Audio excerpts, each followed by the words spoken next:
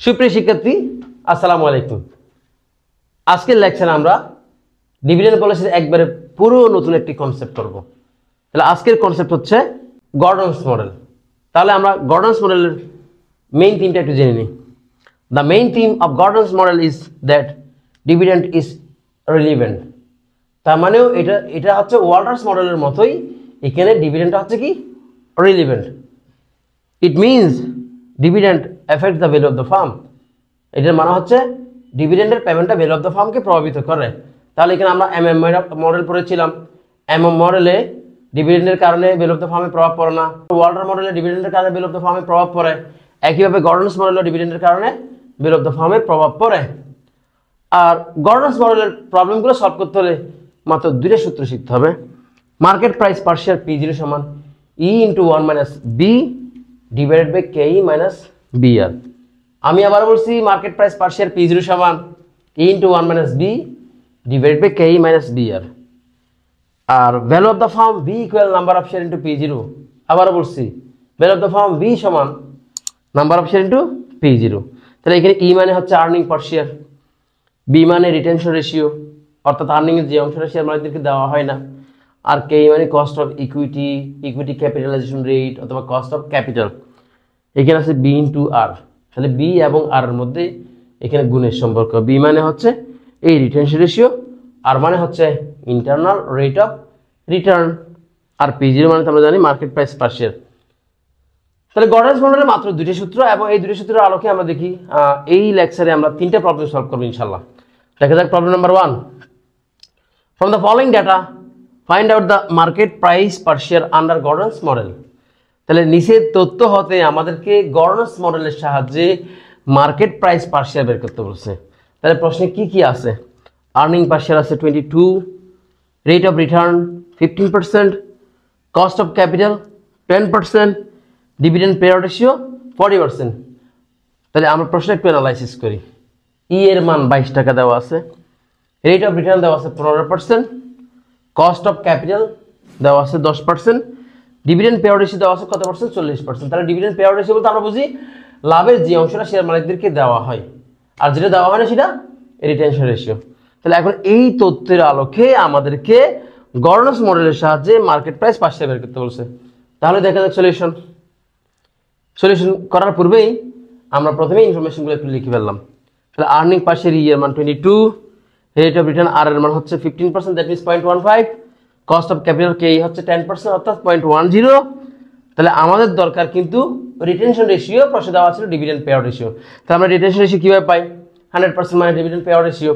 তাহলে 100% থেকে dividend payout ratio 40% বাদ দিলে কত আসে? 60%, দ্যাট মিনস 0.60। তাহলে এখন সূত্র দিলাম, we know market price per share P0 সমান E × 1 - B divided by KE - BR। তাহলে E মানে আর্নিং পার শেয়ার 22 টাকা লিখে দিলাম, রিটেনশন রেশিও কত পার্সেন্ট? 60%, KE এর মান কত? 10%, B × R, এখানে B এর মান হচ্ছে আছে 60%, আর এর মান কত? 15%। ক্যালকুলেশন করলে আনসার আসবে কত? 880 টাকা। একটা প্রবলেম শেষ। আর একটা প্রবলেম দেখি, প্রবলেম নাম্বার 2।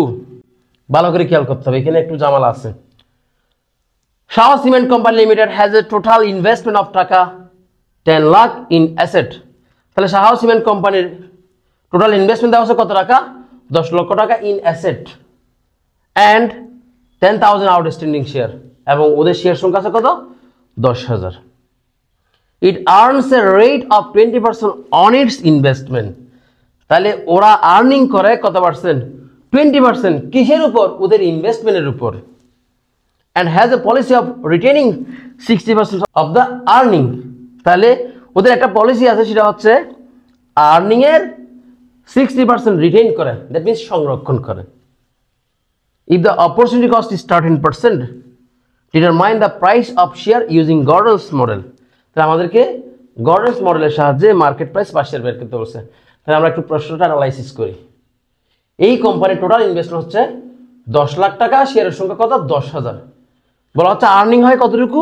20%। কার উপর? ইনভেস্টমেন্টের উপর। তাহলে আমরা কিন্তু টোটাল ইনভেস্টমেন্টের উপর 20% দিতে পারবো না, কারণ আমরা যখন মার্কেট প্রাইস বের করবো প্রত্যেকটা শেয়ারের প্রাইস বের করবো, তাই আমাদেরকে প্রত্যেকটা শেয়ারের ইনভেস্টমেন্ট কত সেটা দেখতে হবে। এরপরে বলা হচ্ছে ওদের পলিসি অনুযায়ী যা আর্নিং হয় সেখানকার 60% ওরা রিটেইন করে, দ্যাট মিনস সংরক্ষণ করে। আর অপরচুনিটি কস্ট দেওয়া আছে 13%, এটা হচ্ছে কে এর মান। মার্কেট প্রাইস পাশে বের করতে হবে গডরেজ মডেলের সাহায্যে। তাহলে আমরা আগে হেয়ারটা লিখিনি, মানে এই প্রশ্নের ইনফরমেশনগুলোকে একটু গোছাই নিই। গিভেন দ্যাট দিয়ে লিখলাম ফেস ভ্যালু। তাহলে প্রশ্নে দেওয়া ছিল ওদের ইনভেস্টমেন্ট 10 লাখ, শেয়ার সংখ্যা কত 10,000। তাহলে আমরা আগে প্রতিটা শেয়ারের দামটা বের করে নিলাম, প্রতিটা শেয়ারের দাম কত 100। তাহলে ওদের ইনভেস্টমেন্ট থেকে ওদের রিটার্ন আসে কতটুকু 20%।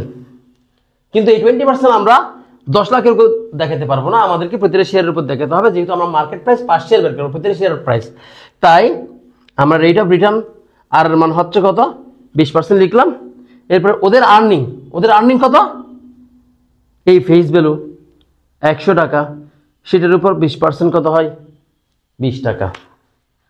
রিটেনশন রেশিও কত পার্সেন্ট 60%, যা আর্নিং করে তার মধ্যে 60% রিটেইন করে। অপরচুনিটি কস্ট কত 13%।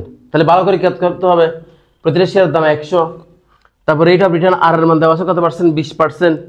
তারপরে ওটা দিয়েই আমরা আবার কি বের করছি, ওদের আর্নিং কত সেটা বের করছি 20 টাকা, ওই 100 টাকার 20% 20 টাকা। তারপর রিটেনশন রেশিও প্রশ্নেই দেওয়া ছিল, অপরচুনিটি কস্ট যেটা সেটাকে এই মান লিখে ফেললাম। এখন দেখা যাক, we know market price per share P0 সমান into 1 - B divided by KE - BR।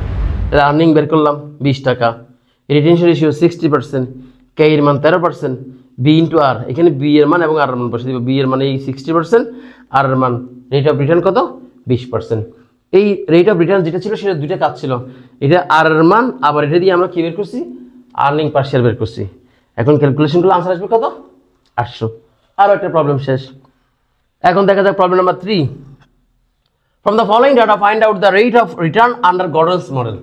তাহলে গর্ডনস মডেলের সাহায্যে কিন্তু আমাদেরকে মার্কেট প্রাইস পার শেয়ার বের করতে বলে না, কি বের করতে বলছে rate of return, that means R এর মান। তাহলে প্রশ্নে কি আছে দেখি, আর্নিং পার শেয়ার 50 টাকা, cost of equity 10%, market price per share কত 500 টাকা, রিটেনশন রেশিও কত 40%। তাহলে আমরা যদি প্রশ্নটাকে একটু ছোট করি, 4টা তথ্য আছে মাত্র। আর্নিং পার শেয়ার 50 টাকা, কস্ট অফ ইকুইটি কে এর মান দেওয়া আছে 10%, মার্কেট প্রাইস পার শেয়ার দেওয়া আছে কত 500 টাকা, রিটেনশন রেশিও কত পার্সেন্ট 40%। এই 4টা ইনফরমেশনের উপর বেস করে আমাদেরকে গর্ডনস মডেলের সাহায্যে কি বের করতে হবে রেট অফ রিটার্ন।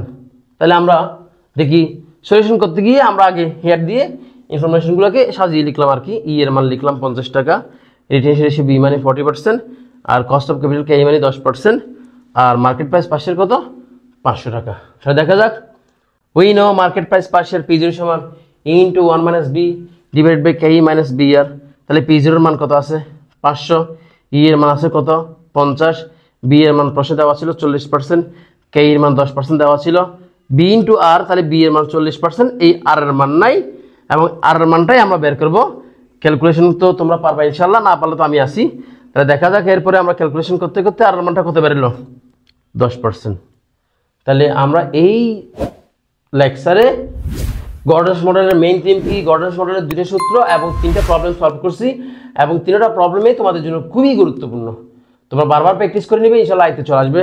এতক্ষণ সাথে থাকার জন্য ধন্যবাদ। আল্লাহ হাফেজ।